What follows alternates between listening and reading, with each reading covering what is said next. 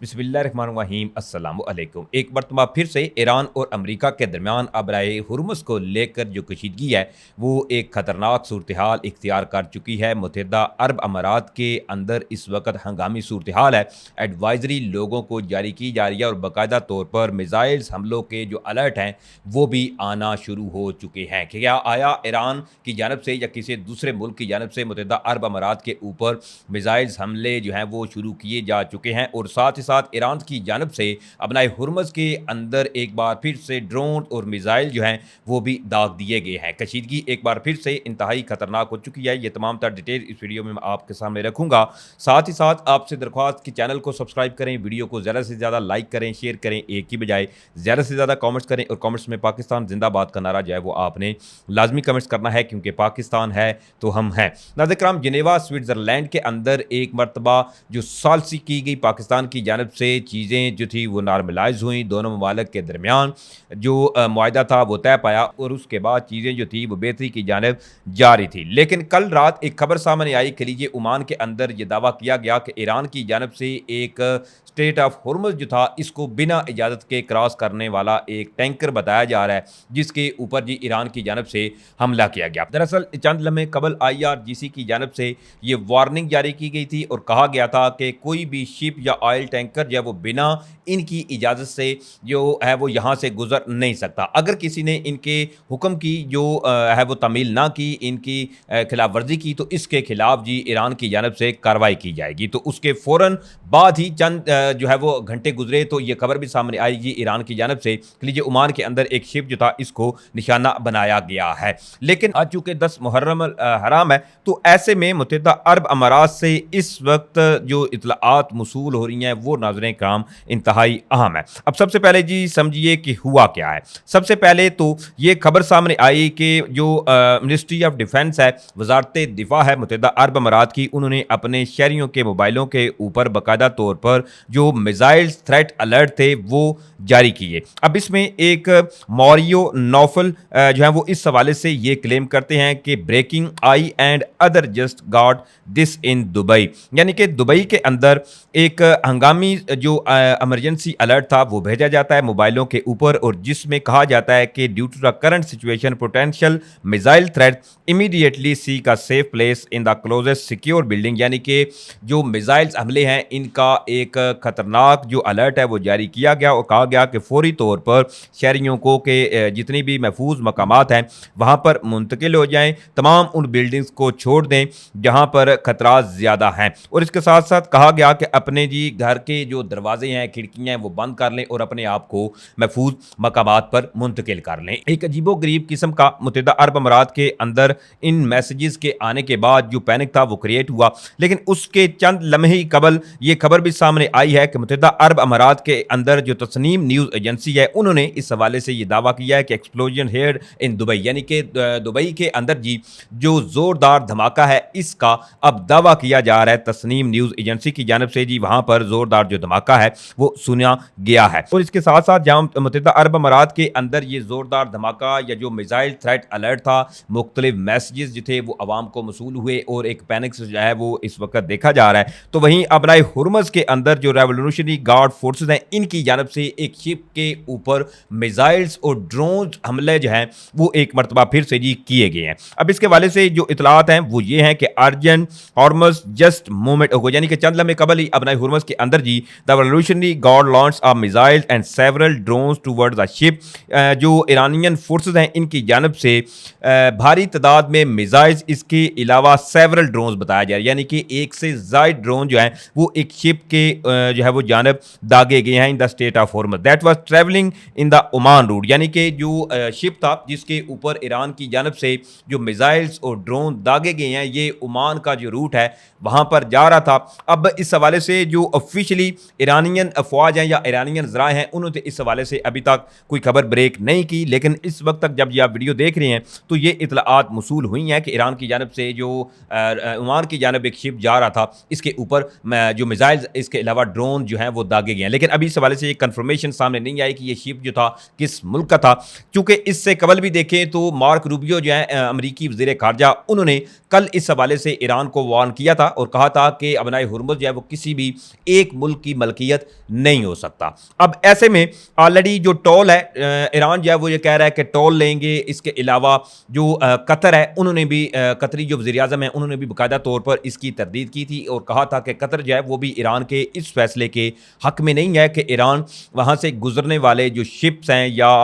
दीगर जो आमदरफ्त है उनसे टोल जो है वो वसूल करे। अब दूसरी तरफ एक और बड़ी अहम खबर है और वो खबर इस वक्त ये मसूल हुई है, जो ईरानियन अफवाज का हेडक्वार्टर है खातम अल अंबिया, इनके तर्जमान की जानब से एक मरतबा फिर से जो वार्निंग है वो जारी की गई है। अब इसमें ईरान जो है इसने इसराइल को जी वार्निंग जारी की है, जिसमें ईरानियन आर्मी के खातम अल अंबिया के जो सेंट्रल हेडक्वार्टर है वहाँ से इनके तर्जमान ने यह वार्निंग जारी की और कहा है कि जो इसराइली मिलिट्री है इनके एयरक्राफ्ट की मुख्तलिफ जो प्रेजेंस है वो नेबर कंट्री के अंदर देखी जा रही है, क्योंकि चंद लम्हे कबल ही लेबनान के अंदर भी ये इतलात मसूल हुई हैं कि मुख्तलिफ जो ड्रोन्स हैं वो वहाँ पर पाए गए हैं। लेबनान के हवाले से ऑलरेडी ईरान जो है इसने बिल्कुल वाजे किया हुआ है कि जब तक लेबनान के अंदर मुकम्मल तौर पर जो जंग बंदी है वो नहीं होती तो किसी किस्म का जो मुआहदा है वो भी फिर नहीं होगा। तो ऐसे में जो ईरानियन अफवाज के तर्जमान हैं उन्होंने कहा है कि हमारे पड़ोस के जो ममालिक है वहाँ पर मुख्तलिफ जो इसराइली प्रेजेंस है वो पाई जा रही है और ये इसे जो है वो हम अपने लिए और इस खिते के लिए जी खतरा समझते हैं।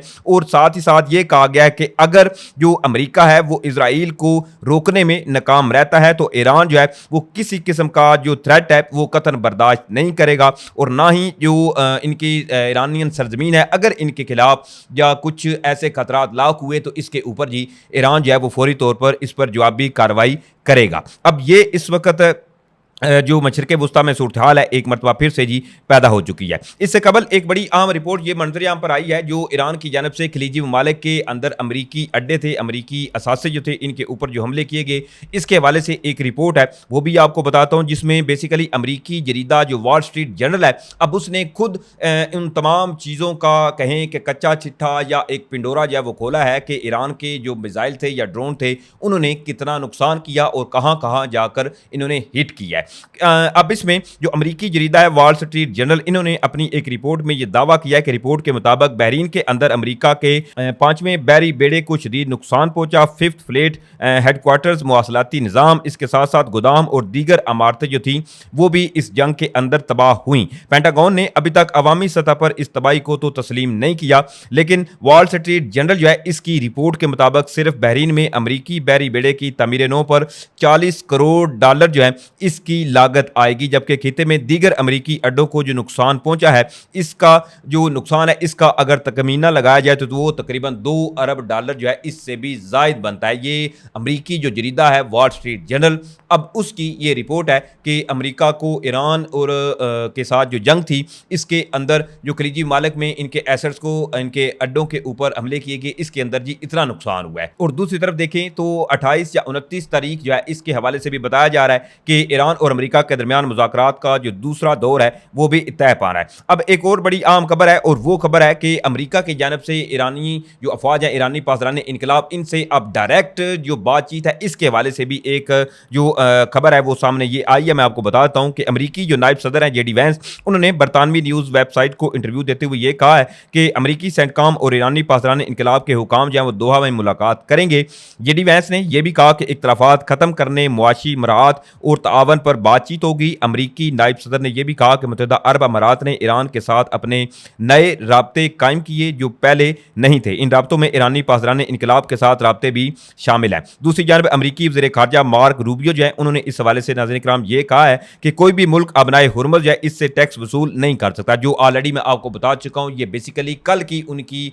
एक स्टेटमेंट है जिसमें उन्होंने अबनाए हुर्मुज़ के अंदर ईरान की जानब से जो टोल टैक्स लेने के हवाले से बातचीत चल रही है इस पर उन्होंने अपना रद्द अमल दिया था। अब साथ साथ खलीजी ममालिक जो हैं इनके रहनुमाओं से मीटिंग के बाद अमरीकी वज़ीर ख़ारजा ने यह भी कहा कि हुर्मुज़ से जहाज़ों की आमदरफ्त ना होना मुआहदे की खिलाफ वर्जी होगी। ईरान के साथ मुआहदे में खलीजी इत्तेहादियों का तहफ़्फ़ुज़ जो है वो भी शामिल होगा। अब बेसिकली ईरान जो है वो बरहा अभी भी अबनाए हुर्मुज़ के अंदर जो है वो ये कहता हुआ नजर आ रहा है कि उन्होंने जो एक बाकायदा तौर पर रूट बनाया हुआ है उसी रूट से तमाम जहाज जो है वो गुजरेंगे। अगर उस रूट की खिलाफ वर्जी की गई या ईरानियन जो अफवाज हैं वहाँ पर जो तैनात हैं अगर उनके अहकामात जो हैं वो